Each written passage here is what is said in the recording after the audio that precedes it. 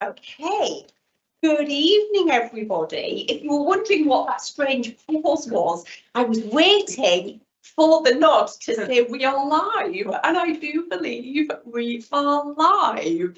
And before I do the official welcome and introduction, for those of you that are in the room, I've been asked to mention that all of the microphones around the room are live.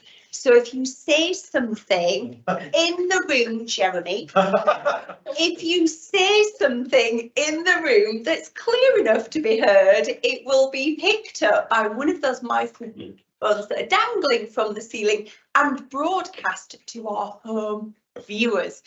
So the things that you need to say in the room is, wow, this is interesting. Oh, this is really good. Oh, that cake was delicious. I'm so glad I came in person, and so on.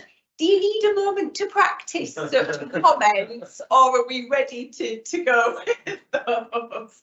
So do be aware you will be picked up. And it's not that we are trying to test you. It's the fact that our technology is either on or it's off. It doesn't discriminate in between.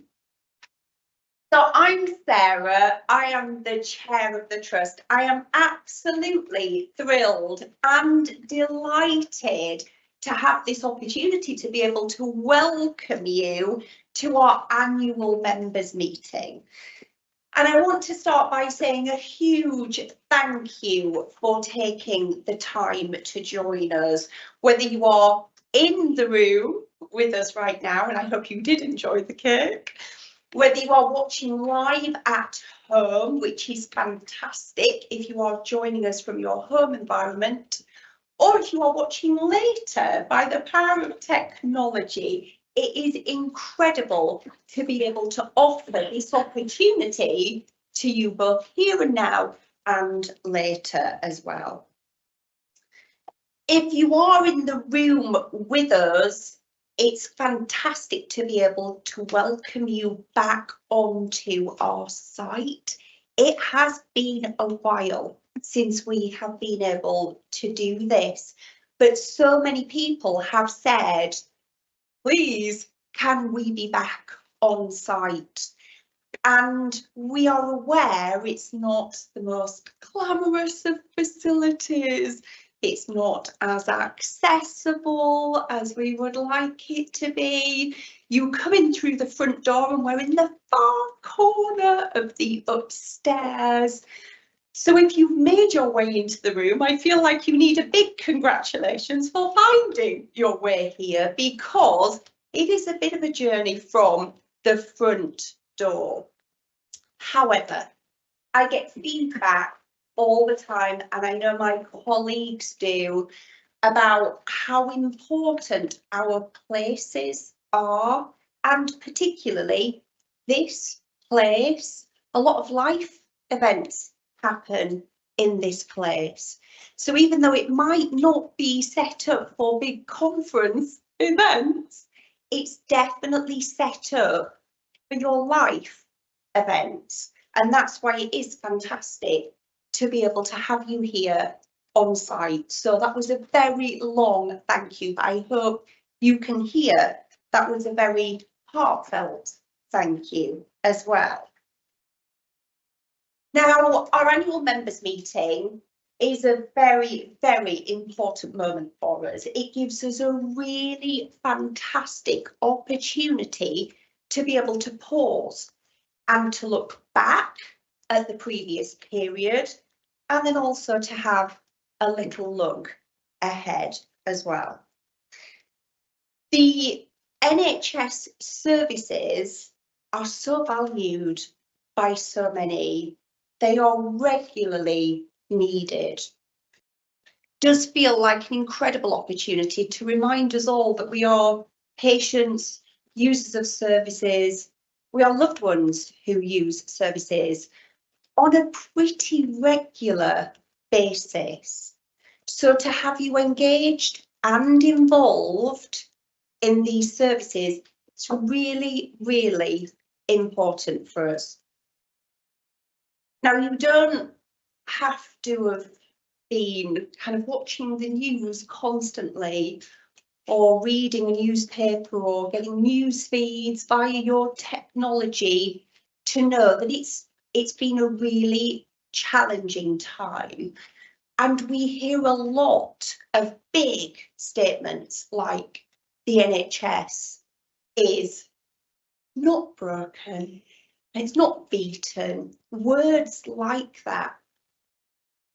And I know from lots of people who access our services that actually there are lots of things that do go well for people. And that's not to underestimate those challenges, but it's actually to recognise that those services really do help when people need it to. However, there is always more that we could do. And what you will hear from us tonight is about how we're tackling some of those challenges, our approach to improving what we do, to building on those good things and doing more of them, and tackling the things that aren't working so well. And we have a very simple way of tackling big challenges here at the Trust, which is we do it together. So our board, our executives, our non-executives, and our incredible Council of Governors, we work together to be able to think about those challenges and how we're going to address them. We also work together to review what is going well and understanding how that's going well and how we can do more of it. So it also feels like a really good opportunity to be able to thank colleagues in the room who share in that responsibility, who want to work together collaboratively to make our services the best that they can be. So you're going to hear from some of our colleagues tonight. I hope you've had a chance to say hello. If you're watching on screen or later, you are welcome to say hello at any time. But actually, I hope that you do hear that sentiment that I have just described to you, both now and actually outside of the room too. And if any of what we say prompts a question for you, if you are in the room or if you are watching from home, you will have the opportunity at the end of this session to be able to ask something or make a comment. We don't want to keep you here all evening. We're going to try and contain it so that it isn't a long session for you, but we want you to have that opportunity. But it's not your only opportunity. You can ask anything at any time. Jonathan, our Chief Executive, and myself, our email addresses are on our website. You know our faces, we are round and about. So if you think of something and you want to ask or get in touch, then please do. We absolutely welcome that. So that's my introduction for the evening. Genuinely, I hope you really enjoy this session. I hope it's useful and informative, and your feedback helps us plan for next year as well. So do remember to tell us how it was for you. So moving on to the formalities, we have the minutes from our previous meeting. Can I just check? Are people in the room happy to approve those? A little nod in my direction will suffice. I'm seeing some nods. Okay, that was perfect. Thank you very much indeed. So I'm now delighted to hand over to Mike and Jackie, our Deputy Lead Governors from our Council of Governors. It's brilliant to have you up here and it's your turn for the microphone, so over to you.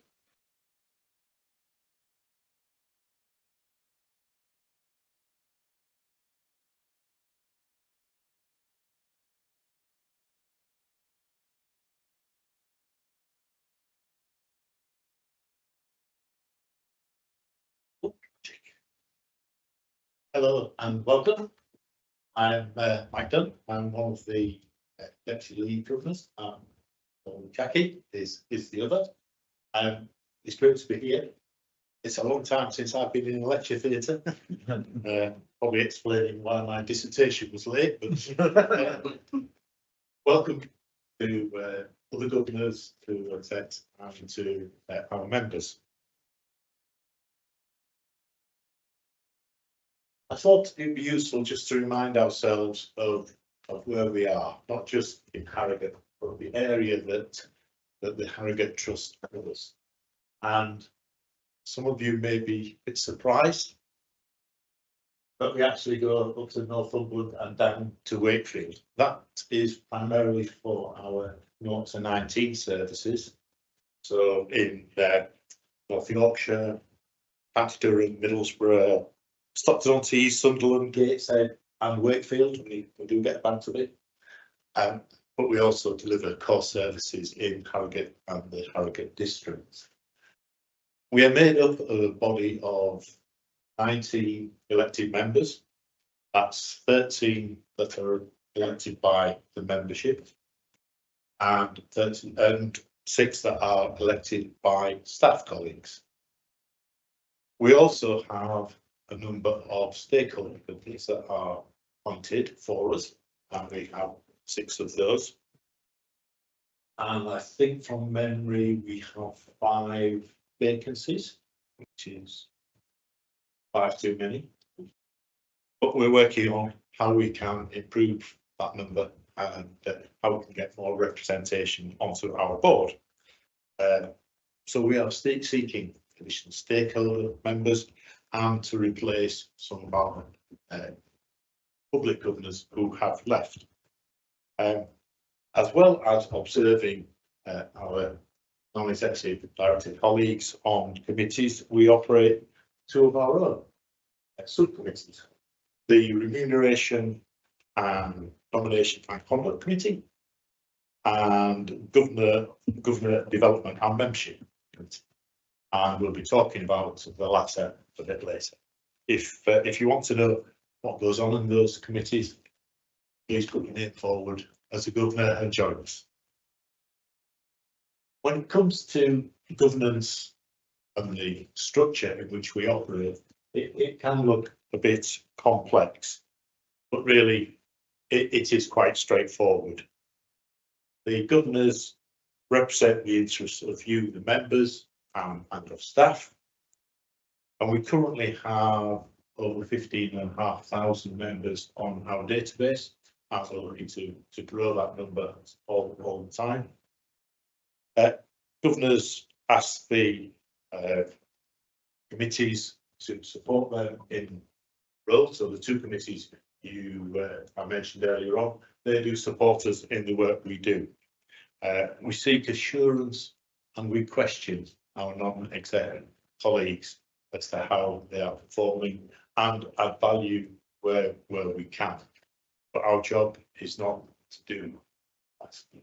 And similarly, the non-executive directors hold the executive to account. And I think, as Sarah pointed out very early on, we all are keen to work together to improve the experience of members and of the public and people who go for our services. We also have 2 other key roles, I should say. First one, get the auditors, make sure we have the auditors in place and accept the audit response, which has been approved by the executive, and to appoint the chairperson who will, having 2 bosses next to you, who chairs both the Council of Governors and the board. During my time here, I've been really lucky to work with fantastic governors and great members of the executive team. And we've had to sadly say goodbye to some governors. Either they've chosen to stand down for their own personal reasons, or they've not been re-elected. And we do go through a 3-year term, at which point we present ourselves back to the membership and ask for re-election. But there's been some key losses this year, and you can see there Donald from Ripon and left, Kathy of the staff governor. But we also lost Claire, and I say lost. She went to a better place. She started her own business and been very successful. But that's a loss to us because she was a great friend and a great supporter. And similarly, Mr. Treese, my colleague in Wetherby. Steve was also my colleague as a deputy governor before Jackie, and Steve has moved quite away to Pastor's to be with his family in Canada. So we all wish everybody well, especially Claire and Steve. But the good news is we welcome new people into our list, especially Ian. I don't think Ian can make it today's. He's incapacitated, but he's not a new man. He was re-elected, which was really good. But people on board, these are all new. So Rachel, John, Kevin, see you all handing round at the back of the class. Jonathan, who we had a chance to speak to earlier. Unfortunately, Mark can't make it today. And Mark, you remember we showed the map. Mark's up in Newcastle, which is a bit of a trek when he's got a meeting for work at 5 o'clock. And to Emily, to Dinesh, Stephen and Nick. So congratulations to you all. It's a great opportunity and we'll welcome you into our midst. I mentioned Claire, and I'd like to point out some of the things that Claire did. It's a shame she can't be here, but maybe she can check out online. She was the lead governor for nearly 9 years, which is incredible. And she was a good friend and colleague who gave great service to the trust and to the governance body and supported us all in that development. In the interim, Jackie and I have taken on the shared role, so we try and help and support as well as Claire would have wished. And it says there that we've been managed effectively. It's not the word I would use. If it was mine, it would be a lot more abusive. But yes, we've done our best to stand up and make sure that the transition is as seamless as possible. And we're now in a process of electing a new lead governor, who I'm sure will get all of our support when they are finally elected. And I think we're expecting something in the next few weeks, which I'm sure we'll be able to share with colleagues and membership. In the meantime, we'll continue to do a double act, and we'll continue to do it tonight. We do like to get our photographs. We really do like to get our photographs, and I hope you've all picked up membership. And for those at home, please apply online. But there is fantastic opportunity. If you go to the middle pages, you can actually play Governor Bingo. And anybody who gets to see us, just tick us off. There's a piece of cake, I think it's still left in the other room for the winner. But there is a real reason why we do this. It's so that if you come across us, you can put a face to a name. Don't be afraid to come up and speak to us. We're not all that. Well, one or two of us are. But to our new members, it's very important that both staff and our membership get to know these guys, and we wish them all well, and we will be supporting them as much as we can going forward.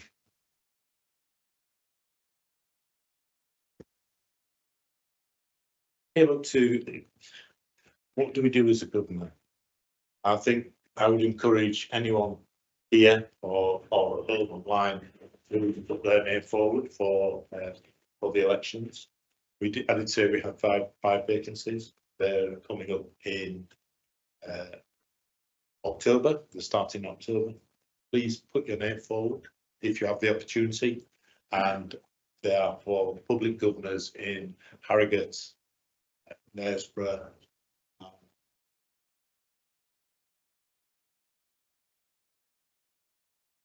Should be a quiz question. I'll get back to you on that one. Yes, so please put your name forward. It's a fantastic opportunity to get involved, support the trust, and represent the people in your area. So we look at the first box, what we've undertaken for the chair and non-executive director of appraisals. We also have the opportunity as governors to give feedback to the chair and to the non-execs. So we take information, we've correlated that information on an anonymous basis, but it hopefully gives people guidance on how they can develop. It's a fantastic opportunity for us to get closer and work closer with Sarah and with our non-exec colleagues. It's great to give good news because we've got a fantastic team here. We've observed effectiveness of NEDs. This is both in board and subcommittees. We also have the opportunity to speak up and to share views with our non-exec colleagues, and that is maybe unusual in some trusts, but it's certainly encouraged here, and we try as much as possible to help. This is a team game. We've approved, well, we had one extension to our non-exec colleagues, and we've approved that. It was an easy decision, to be honest. So we have an executive who has a fantastic knowledge.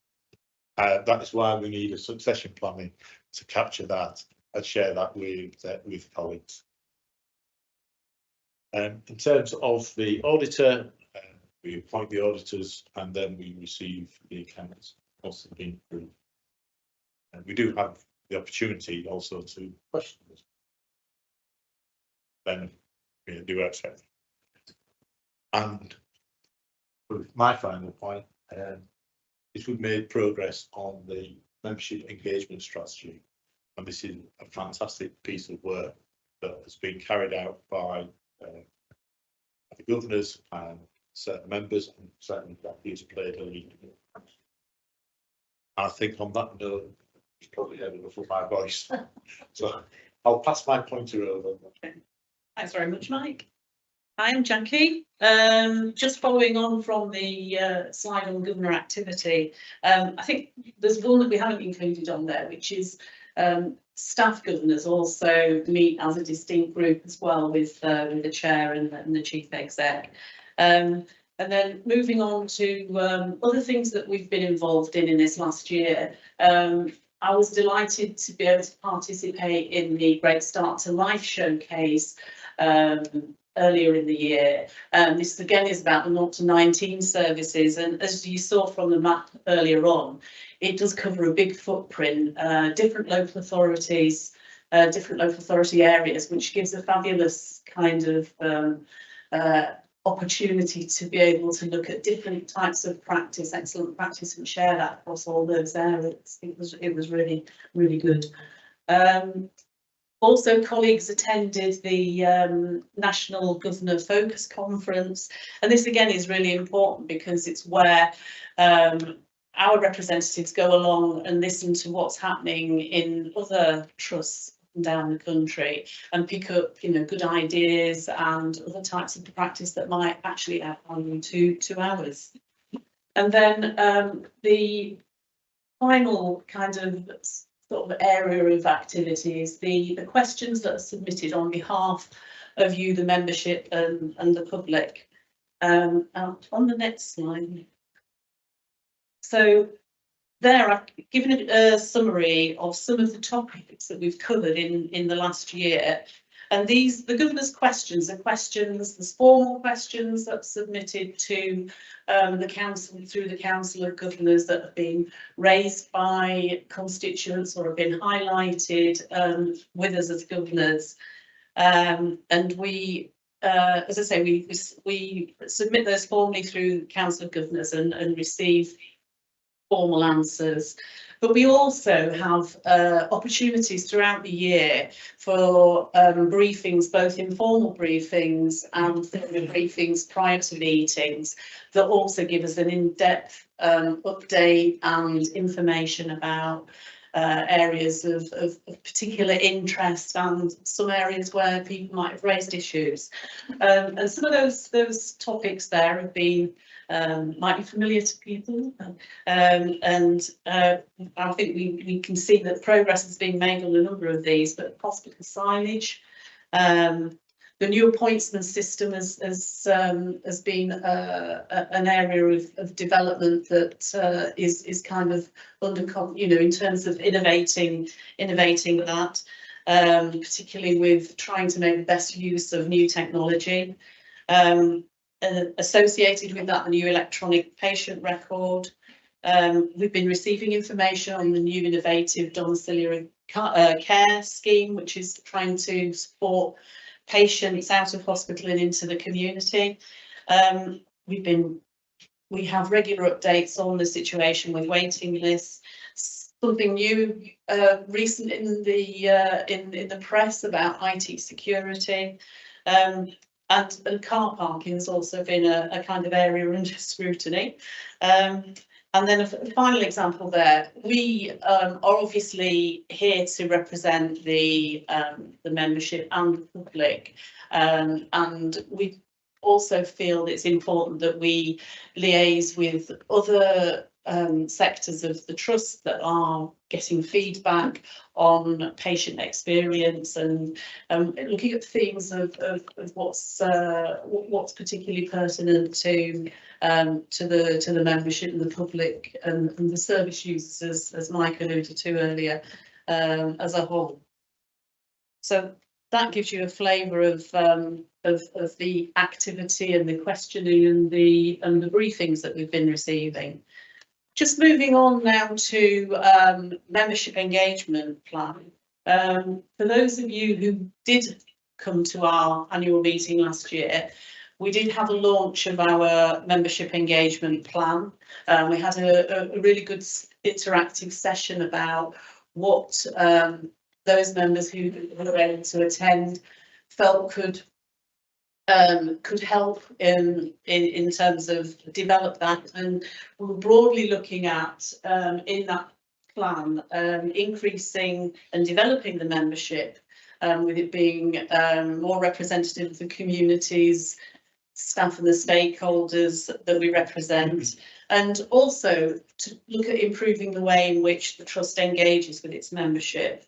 And I've just summarised there, some of the responses included about having clearer information about the benefits of being a member, more opportunities to discuss policy issues, feed in views and inform improvement, and have more visibility and contact with governors, and hope we've made a real headway in that today, and more information sessions and events.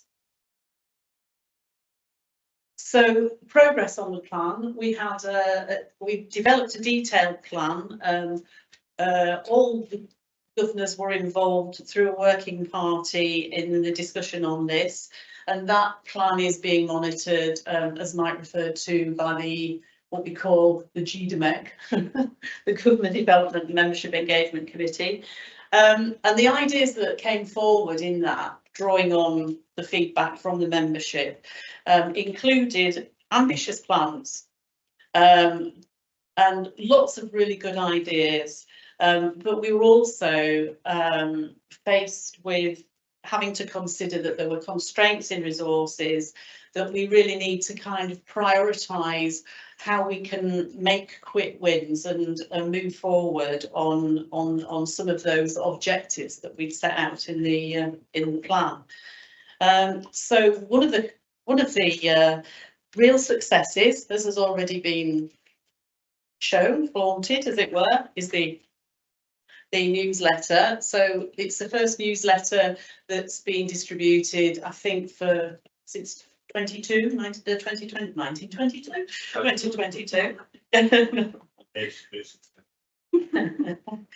And also we've made quite a bit of progress. I think what we've recognised is, in terms of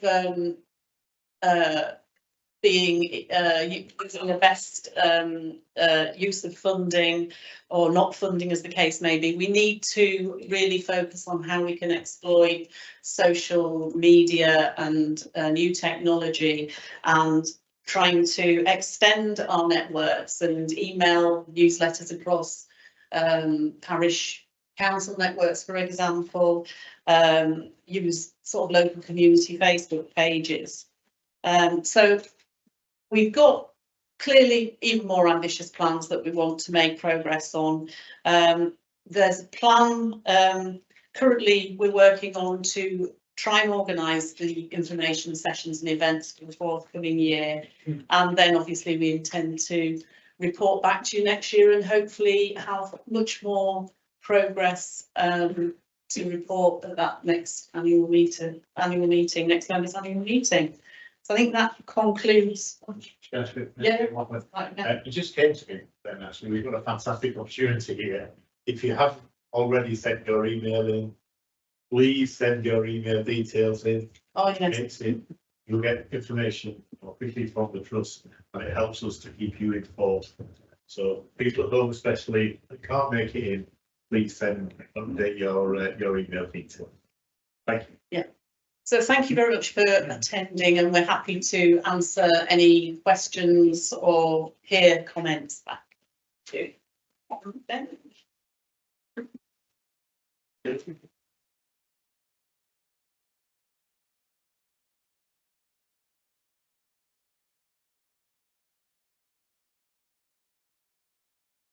Hi everybody, my name is Jonathan. I'm the Chief Executive here at HDFT, and thanks for being here or being on screen or wherever you're watching tonight. It's a pleasure to be here, and as Sarah said, to do a bit of a look back and a bit of a look forward in terms of how we're doing as HDFT. So firstly, and you can tell there's corporate slides going on, can't you? Because we've got a lovely map there with Wakefield to Northumberland, so that's with what Mike's described. Yeah, who are we first? What sort of organisation is HDFT? And as Mike's described, the geography, but we have over 5,000 colleagues that work across the trust, and we provide services, hospital services around the Harrogate area, and we provide team services up to the Scottish border, and we provide some community services across the North Yorkshire patch as well. So, but I think importantly, we interact with 3,000 people every day.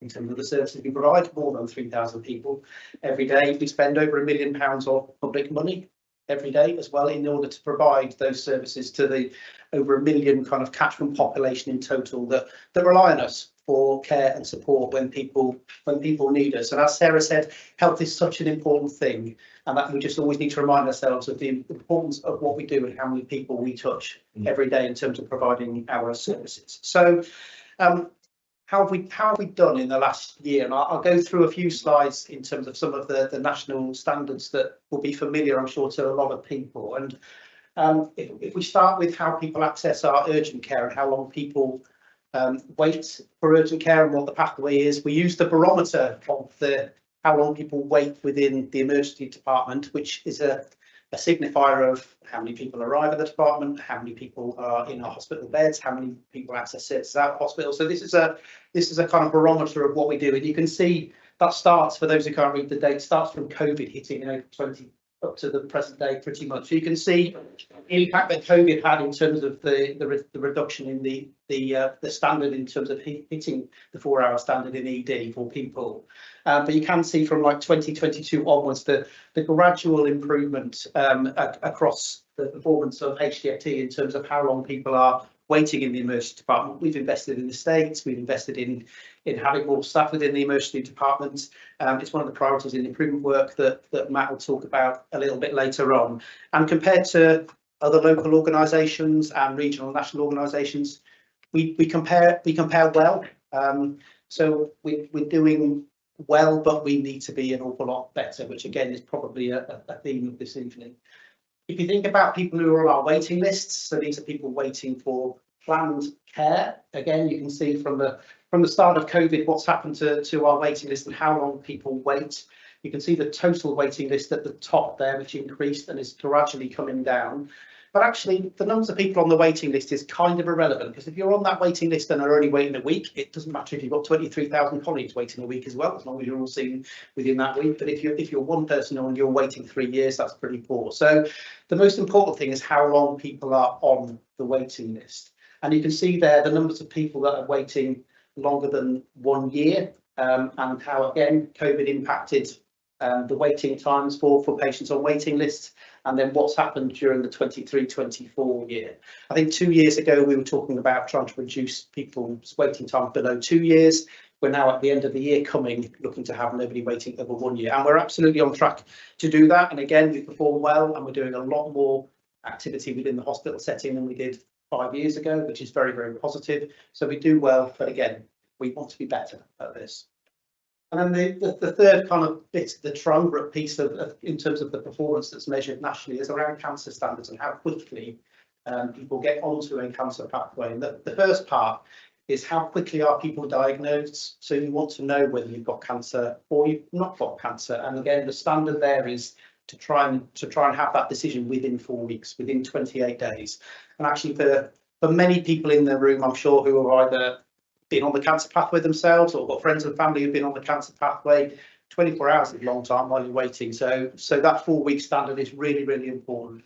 The national standard is to be at 75%. We're now hitting 80%, but that's taken a lot of work over the last year to get to that position. And then once you've been diagnosed with cancer, obviously what's really important, how long does it take to get your first treatment?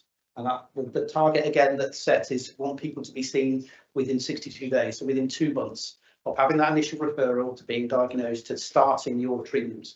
And again, you can see the impact of COVID and how that's dropped through the last 3 or 4 years, and we are now seeing the improvement from about the middle of last year through to now in terms of that. Our target for this year is to have no more than 50 people waiting over 62 days at the end of this year. We're at about 48, 49 at the moment, so we're on track with that. But again, I'm familiar tale really. We do well compared to others, but we want to do an awful lot better for the population that we serve. And then if you move on to the 0 to 19 services, this is our children's services, and we talked about the big geography of services where we provide from Wakefield up to Northumberland. Again, really, really busy slides. Don't need to know the detail. It shows the local authorities down the left, the months across the top, and then there are 5 mandated contacts that we should be meeting for all of our 0 to 19 services within all of those areas. I suppose the thing to pick out is it's a sea of green, so we do really, really well in terms of all of those services across all of that wide geography. And again, though, we do want to be better, and in terms of how we can be better here is we deliver this brilliantly. We deliver this really, really well, but actually we were doing some what outcomes the children have, not just what the contacts mean, but what are the actual outcomes. We're doing some work on working that through, and as I think I'm the biggest provider of these services in the country, that's an opportunity for us to do the research and understand what outcomes we have. And we're also doing some work on how do we get feedback from the children that use these services as to how we are doing and what can we do to make it better. So yes, we deliver the contractual standards really, really well, but how can we be better in those services as well? So as well as looking at other national standards, which are absolutely quality standards for the care and support that we give to our population, we have some quality standards and quality priorities during 23-24 that some of you will recognise, and we focused on those areas on the slide there. So the emergency department, which I've talked quite a bit about already, and again we've rolled out the the right levels of staffing within the emergency department to improve the level of staffing we have. That improves the morale and that improves the patient care that we can deliver. In terms of inpatient falls, we've seen a reduction of over 20% in terms of our inpatient falls in 23-4 through rolling programmes of education, master classes, safety huddles being made standard on our wards, audits that we do. Equally, in terms of pressure ulcers, that process of small changes on each ward and the rolling programme of education has seen a reduction of around a third in those. And we've got other examples of things we've done in terms of the quality improvement we're looking to make. And as kind of Matt will talk later, we've now incorporated some of these into our way of doing improvement as we go forward. But this is many small changes that turn out into big important results. So clearly, healthcare is a service provided to people by people, and what's really important are the colleagues that we have working across HDFT. The quality and the availability of those colleagues that we have. And we can say that during 23-24, the numbers of vacancies we've had across the organisation halved, which is fantastic. So we have more people in the posts that we need. We'd love to be fully established. That is something that we aspire to, but we've done brilliantly in 23-4 in terms of that. But also what this kind of slide tried to depict a little bit, we're really proud to count amongst our number in terms of our colleagues over 100 nationalities in terms of where those colleagues come from to help provide the services that we provide. And I think it's a great reminder of the contribution and the value of colleagues from all over the world to supporting our health and care services in the areas that we provide them, particularly at a time of social unrest and the racism that's been very explicit on our television screens over the last couple of months. So it's a really useful reminder of how valuable our colleagues are to the health service. Also, in order to attract and retain colleagues within HDFT, which means that we can then provide services, which means we provide good care for people, focuses on being on a place where people want to be and a good place to work. And if you look at the staff survey that we had during 23-24, in terms of the last one we've had, what that's depicting is the results of our national staff survey that was last autumn, got the results in February, against the national people promises that are across the NHS. And again, without going into all of the detail, what that's showing is that from 22 to 23, which is the first column, we significantly improved in 7 out of the 9 areas in terms of the people promise in terms of this organisation. And then the second column of greens there is showing how we compared against our peers and how we compared against our sector. And again, that's showing that in 8 out of the 9 areas, we were significantly better than all comparator plus to us. So again, really important. But what's also important is that we learn from some of the things that people have said, not just in this survey, but in others, so that we continually improve as well. So again, that's about getting the culture right so that we can deliver the care that we want to deliver. Now, when you ask the public what they want from the NHS, it's usually fairly consistent, good quality care at a time when they want it, with staff that are trained and in a decent environment. And if you ask our colleagues what they want from being at work, they want people here. They want to be appreciated and want to work in a decent environment. So the bit that I haven't quite covered is just the bit around a decent environment. So just, again, a couple of slides just around what we've done. Jordan will go through, I'm sure, a bit around the capital programme that we've had over the last 12 months. But what you can see there is the new emergency department, which opened about 8-9 months ago. And our new Wensleydale ward, this was the ward that was in the worst state of repair, I think, in the trust, and is now the best. It's also a digital exemplar ward, and some of the things that we've now got in there in terms of the digital technology is showing a reduction, an improvement in quality and a reduction in falls with patients on that ward already, and that's only been open a relatively short period of time.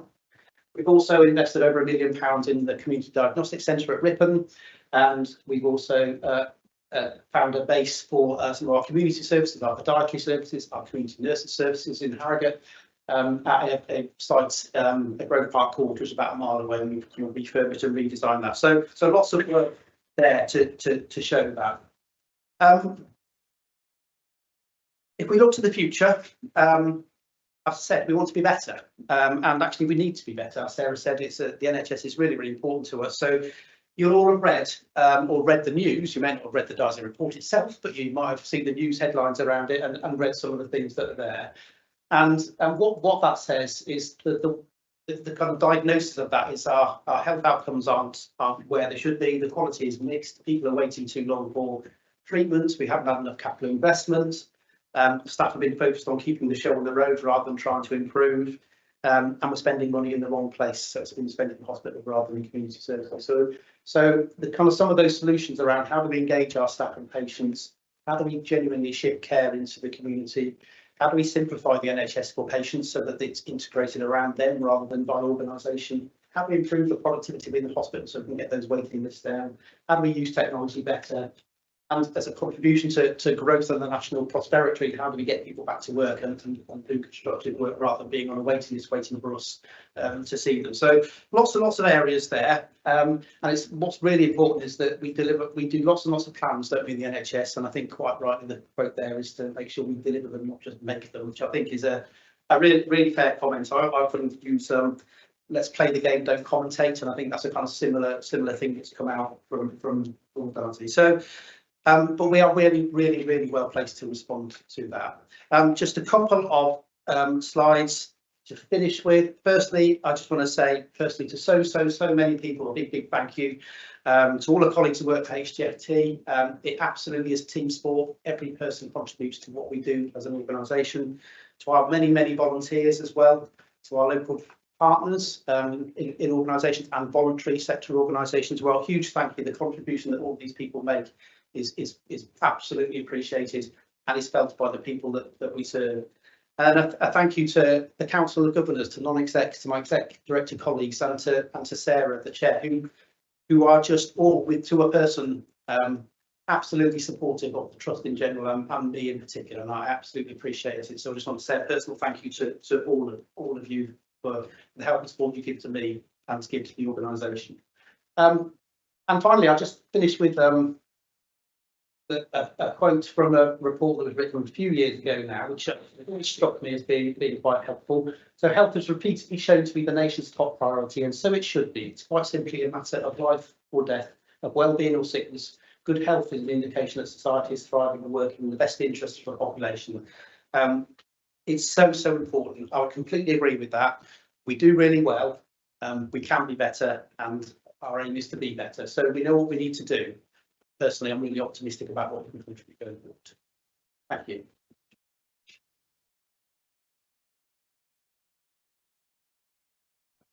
Thanks, Jonathan.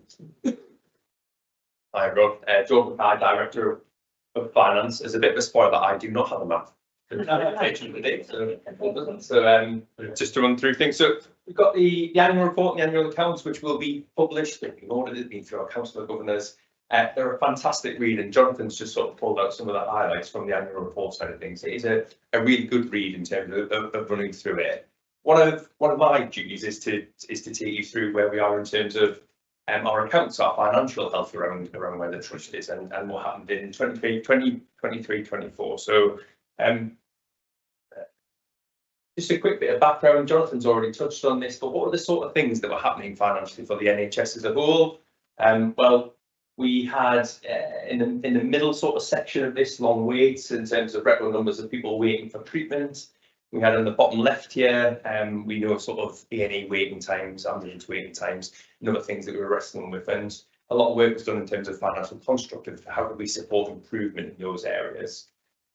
We had inflation at levels that, you know, in my lifetime I hadn't seen before in terms of working life kind of things. So top left, where we were, top right as you're looking at it, where we were with inflation. And it wasn't just the peaks of inflation in the previous financial year, but contracts that were agreed then rolling in to 23-24 in terms of what we were wrestling with.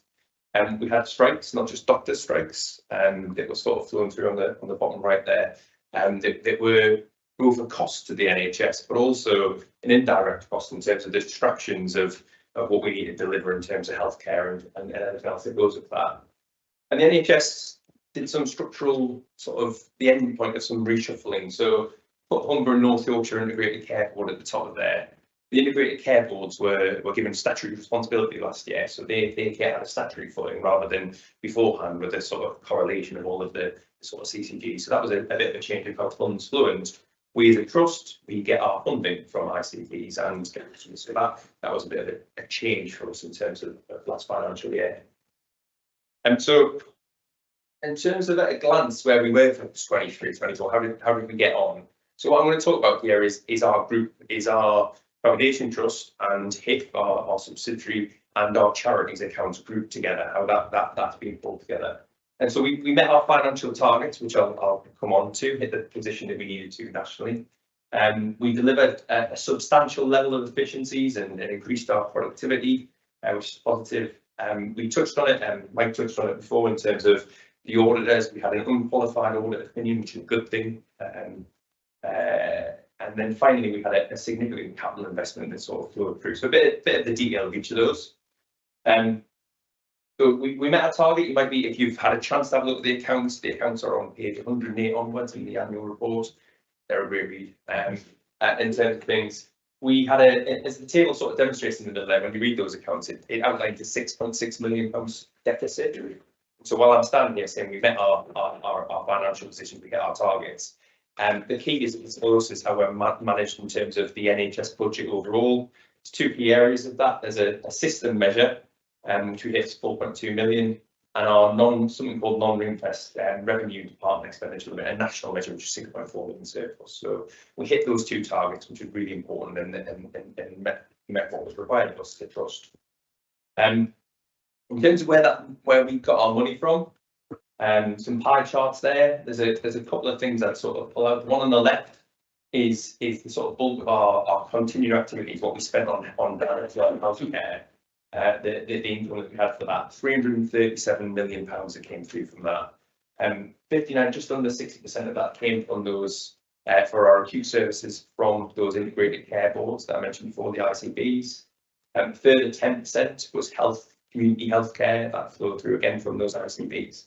And then 17% of that came from some sources like local authorities for our 0 to 19 footprint that sort of feeds through.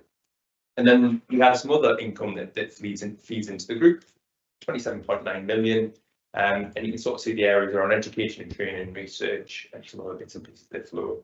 Now, how did we spend that? So the vast majority of our money we spend on staff across the board. A really important asset for us in terms of the organisation, but you can see that 72% that was spent on staffing. There's then bits and pieces of clinical supplies and services, a bit about what we spent on our depreciating estate and other things that flow through, and drugs, but they're far smaller percentages than that big expenditure on staffing. We had to deliver efficiencies and we had to be more productive. That was really key. And so 14.8 million was the efficiencies that we as a trust delivered last year. That was a range of bringing in more income by bringing those waiting lists down and getting through more elective work. That was part of contracts that we negotiated, not just as a trust, but working with our sort of partner organisations in West Yorkshire and Humber and North Yorkshire to get better deals from economies of scale in terms of how we buy things. And also how we use things to be more productive, how we use IT kit across the board, how our colleagues in our estates functions help us to be more effective around how we deploy various things across the organisation. The graph there is from a system called the hospital. It compares productivity across the NHS as a whole, and the black line with a black arrow over the top of it is HDFT, and that is comparing our productivity between financial years. So compared to 22-23, how productive were we in 23-24? And you can see that we had an improvement of just about 5% there in terms of between the years. That's across every organisation in the country in terms of NHS wide. So it gives you a feel of how we're doing. We were in the sort of top 5 in terms of North of England of how that feeds through in terms of that productivity measure, which is really positive. Mentioned our audit opinion. This is taken straight from our audit report that the council governors saw last week. So as I mentioned, an unqualified opinion basically means that we should consider the financial statements, give a true and fair view of financial performance. The external auditors also give a view on value for money, and that second point there is really important. that there aren't any significant weaknesses in terms of our arrangements around ensuring that we're spending taxpayers' money well. That economy, efficiency, effectiveness of how we use our resources. So that's positive. Jonathan touched on capital, already stole a couple of photos that I wanted to use. There's some very happy Wensleydale staff in the top corner in terms of the environment that we put in there. The table to the left is all sorts of spending, and I was reflecting on 23-24. There are a lot of things that we've been working on as a trust for a while that came to a conclusion, and there's a lot of big things that over the next 2 years have started. So to pick out a handful, Jonathan mentioned Wensleydale Award, the ED2 refurbishment. We had something at the bottom here, the sailing scheme. We spent a large amount of money in terms of where we were in terms of a grant that we were funded for to see benefits in terms of our energy efficiency, and we've seen real positives in terms of not just from a financial point of view, but also in terms of our carbon footprint.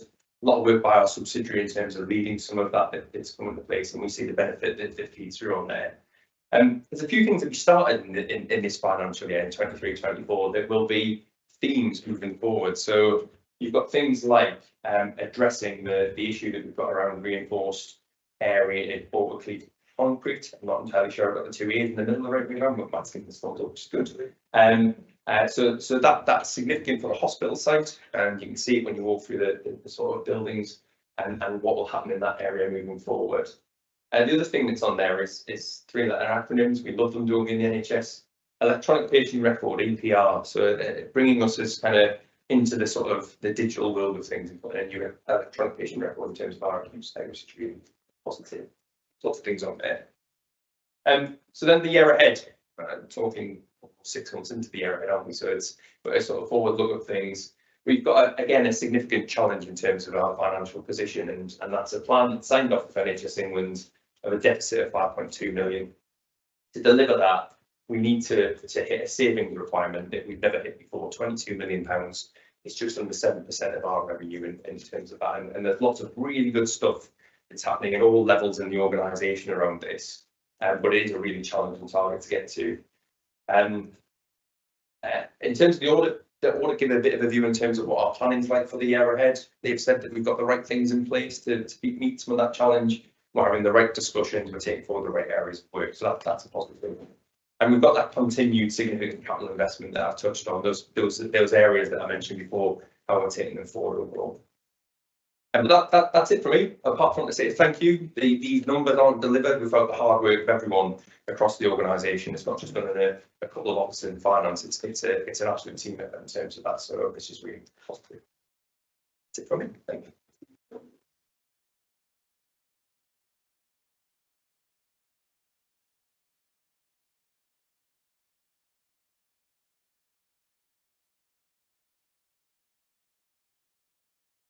Right, good afternoon, good evening, everybody. I'm Matt Graham, I'm the Director of Strategy at the Trust, and I want to talk to you about our programme HDFT Impact.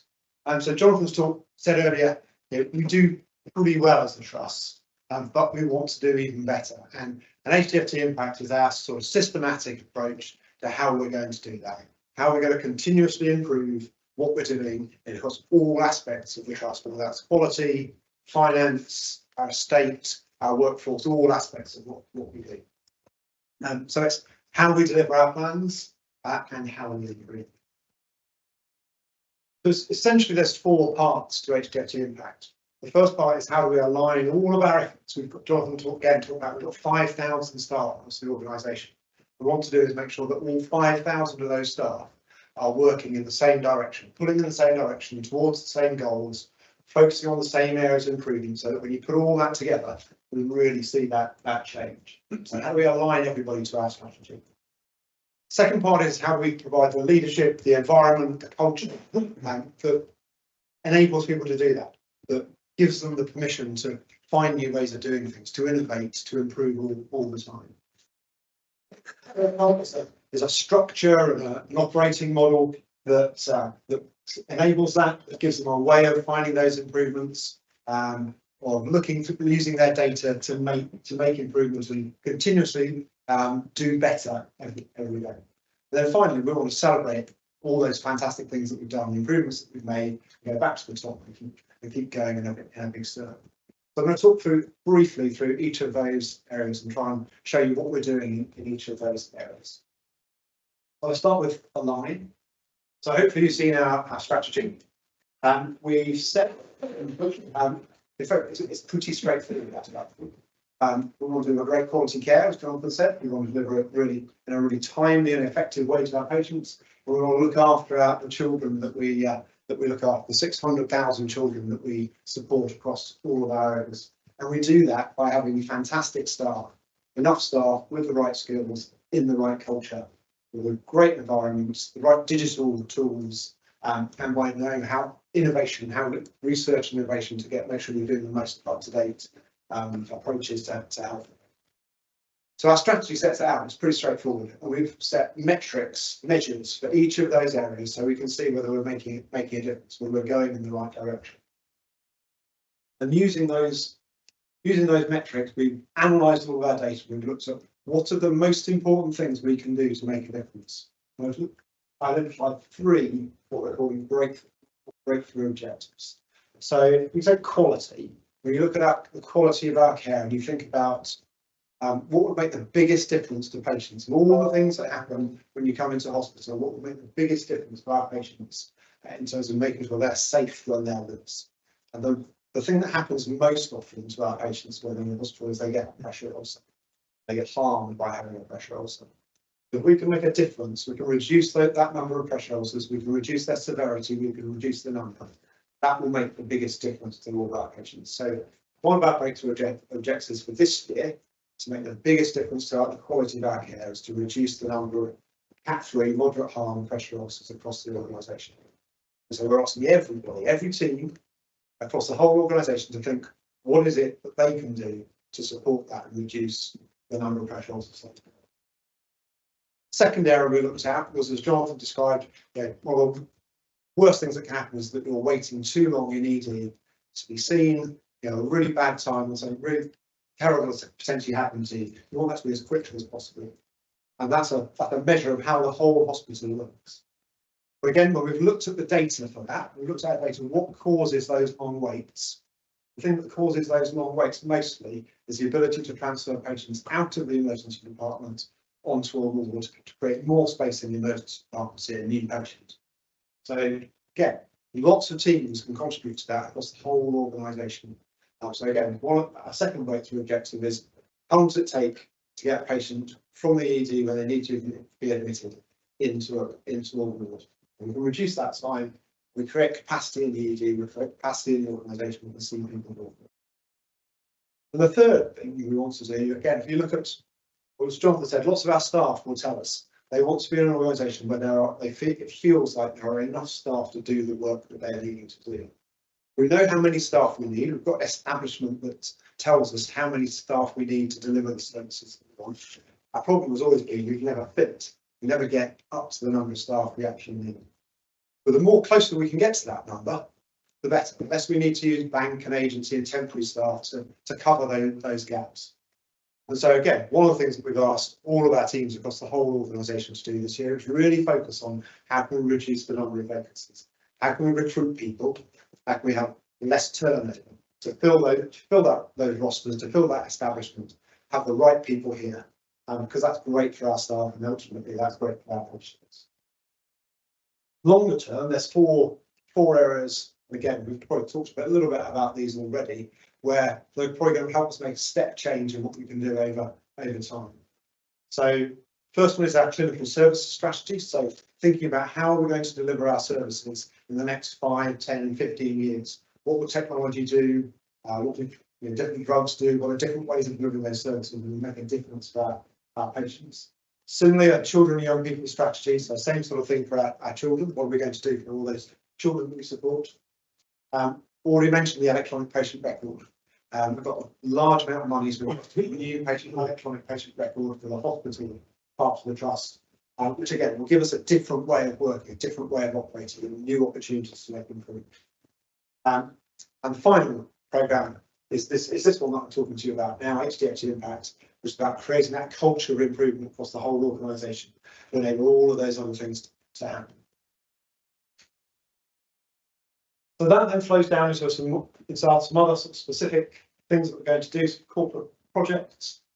And then ultimately, the point is, how does that then flow through the organisation to the front line? So to take one example, I said earlier, one of our breakthrough objectives on a trust level is how long does it take to get that patient from the ED and into a bed. For our medical directorate, what they can contribute to, the key thing they need to look at is what does that mean for patients moving into a medical bed, one of their medical wards. We then look at one of the teams within the medical directorate, the emergency department. What makes the biggest difference for them? When they look at their data, they said actually the thing that makes the biggest difference to getting a patient out of ED and into a medical bed when you're in ED, the team in ED, is how long it takes for them to be seen by a clinician. So they're all the things that happen in the ED, so how can we make that bit of the process as quick as we possibly can? And then for the frontline team in ED, the nursing staff, what makes the biggest difference there? That is once the patient is ready to be, needs to be admitted, how do we make that transfer happen really quickly? So we have the right porting staff. Do we tell the ward quickly enough? How can we make that a bit quicker? So all of those things are linked together to ultimately get back up to that point at the top in the trust strategy about making a difference to what we're doing around that ED target and delivering that as quickly as we can for the patients who are coming into ED. And you can do that across all of those different metrics and in different areas. But it's all about trying to get that alignment back onto the things that we're trying to do from a strategic perspective. So the next bit I want to talk a little bit about is sort of the enabling side of things. So our leadership approach and the culture that we're trying to create within the organisation. It's a bit of a busy slide, but you've hopefully you've heard us talk a lot about our values within the organisation: kindness, integrity, teamwork, and equality. And what we've done against those is we've looked at what are the leadership behaviours, what are the things that we as executive directors, as non-executives, as our senior leaders, clinicians within the organisation need to do to encourage improvement, to make it okay to make change, to make it okay to test something out.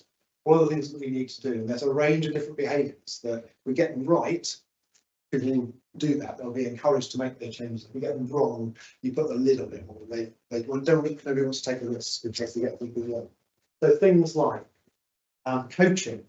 So instead of going into somebody and telling them what they need to do, how do we help them work through the issues they're facing themselves and come up with their own solutions? The people who know the best solutions are the people doing the work. People like Jordan and me and Jonathan and our other senior leaders need to help them unlock those ideas and tell them that they're okay and they can work them through and put them into practice. Reduce priorities is an important one. The NHS is great at creating loads and loads of priorities and always adding to the list. But if you try and do 100 things, none of them really happen. So what we're trying to do as part of this is focus down to a few things that are really important and deliver on those. When we've delivered those, we can move on to the next ones. And so we're working, as I said, 3 breakthrough objectives, 4 strategic programs, and it's really trying to keep that focus and deliver on. Curiosity, again, if you don't have any curiosity, if you don't have any humility, then there's no opportunity for you to learn. You're always going to tell somebody, well, that's what I think, it's my idea, I think I know what I know best. So we need to be curious, we need to be humble. I recommend that actually other people do it best. What our job is as leaders is to help them, facilitate them to deliver on all the things that they do. Scientific problem solving, a technical name, it's really important. We're great at jumping from a set of symptoms to a solution. Scientific problem solving is about really using our data, we're really getting into the data, understanding what's happening, trying to get to the root cause. So when our solutions solve the problem rather than solving something that we think will be a problem but isn't in practice. And this is something we're, as senior leaders, we're going through at the moment. We're being coached. There's a development program like this, and it's not easy. We're not. It isn't necessarily the way that the NHS has brought people up to do this, and so changing some of our behaviours, changing is something that we're all on a bit of a journey, but it feels like absolutely the right thing to be doing, and absolutely in line with our culture and the values of the organisation. the improvement operating model, so this is sort of the structure that we put down all of this to make it work and to reinforce it. From a frontline team perspective, every day the teams that are running this are doing an improvement plan. So they're spending a small amount of time, 10, 15 minutes, thinking about what is it we can do today to be a little bit better than we were yesterday. And there are various things they're working on, and they're just working through those tickets every day, moving them forward. And as you go down to some of the areas that have done this, the board goes from left to right. So new things coming on the left, they work across them to the right. And some of the things have done 30 or 40 things on the right hand side, which were frustrations, annoyances, things that just didn't quite work right, but they've now, through this process, have been able to make a difference to and fix, and just freeing up a little bit of their time to spend a bit more time with their patients to make the process run that little bit smoother. At care group level, care groups are then looking at their data on a weekly basis, seeing how that's progressing, and supporting their teams. So where the teams come across something which maybe they can't deal with themselves, the care group can support them to fix that. Maybe they might need some more IT kits, they might need a bit of a change to their environment, they might need a change to a policy or a process that isn't within their gift. So they can start to think through those. And then monthly, we have performance review meetings at each of those levels. And those performance review meetings have been completely redesigned from how we used to run them. We used to run them and almost anything could come up, or all the things that we're doing, anything will come up. We've now redesigned them so they focus on the 5 or 6 things that each team are working on, that they've picked and we've agreed with them as their priorities. So you drive those ones forward consistently. Still got an eye to all the other things that are going on. So if something crops up that we need to think about, we can pick that up. But trying to be really consistent over time, so we make those changes and see that happen. I was going to say a little bit about some of the things that we've done as well this, but it was stolen my phone already. To pick a couple, so moderate harm events. We're seeing lots of variation. So this is the data that we've got at the moment. We see some improvement, we see, and it varies. You take pressure ulcers, as Jonathan said, pressure ulcers has really come down. We're not quite seeing that flow through into the moderate harm events. So there's some more work to do, and that is one step back what's done. The ED department and the ED standard, that really has started to move upwards, and that data's quite a little bit. More recently we've been getting up towards 80%, even into the 80% quite regularly. So that's going in the right direction. Staff vacancies and turnover, I think, is a real success story from this. Lots of teams have been looking at this across the organisation, and we are now down below 5% for the vacancies, which is our target was 5%. We're now consistently below that, staying below that level, which is fantastic. And turnover has reduced as well, so people are staying with us for longer. Our target for that was 12%, and you always want a bit of turnover. You don't want to be too low because people will leave for good reasons. They might be getting promoted, and we want a little bit of turnover for all those good reasons. But yeah, some amazing work that we've done. As Jonathan said, really great work on parties on patients' elective waiting times and cancer faster diagnosis, which have been areas of focus through this process. So I hope that gives you a little bit of flavour and some of the successes, I think. Brilliant. Thank you. So we are a minute away from our official finish time. I hope you feel a sense of our excitement about the opportunity to just share some of the things that we have been working on. I hope you also feel that sense of what we really care about, what matters to us. But this is just a snapshot. So returning to the start of our session, when I said we will have a tiny opportunity for questions, I did mean tiny. If there's anything burning in the room that people want to ask right now, obviously we are here. For the people who may have raised a question who are watching at home, we will respond to you. So if you're happy for those to be published, we will respond. There's a really important part for me, which is We don't wait until our annual members meeting to have questions and to be able to respond. We are here anytime for questions, for comments. We want to be accessible. We want to hear from you. So if there are things you want to tell us, it doesn't have to wait till this moment in our year to be able to hear from you.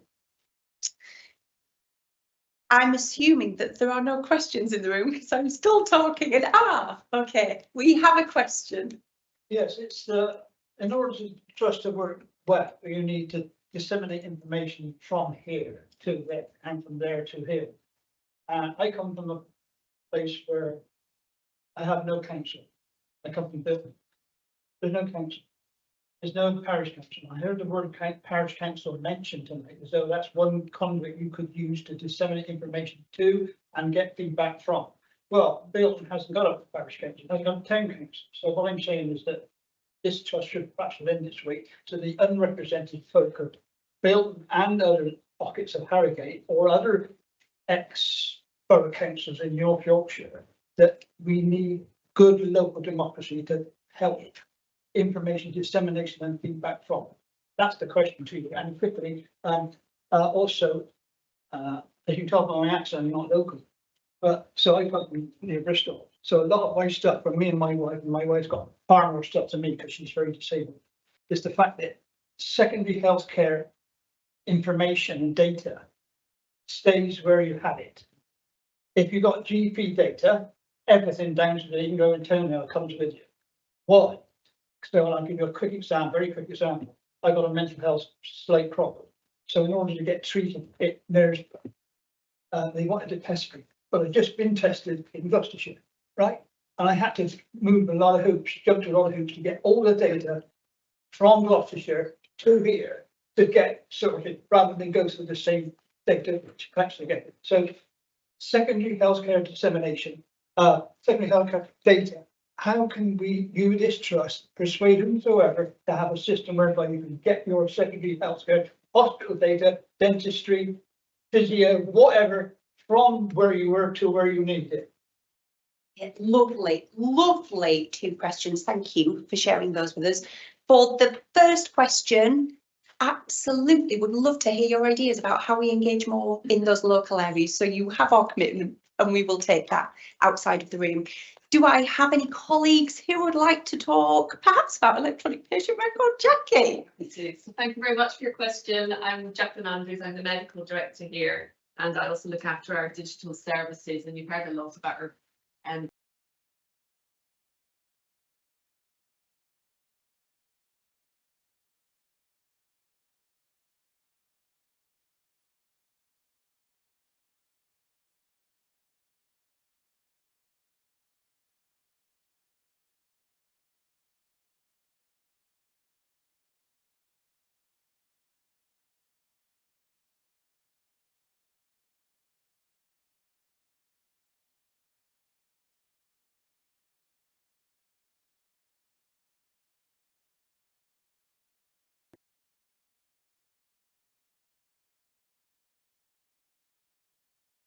we will be working on a local footprint with York and Scarborough Trust to put in the same system. So at least that will be 2 trusts locally that have the same information that we'll be able to see instantly if you've been to York or Scarborough Hospital. I know that's only one hospital, but it's a start.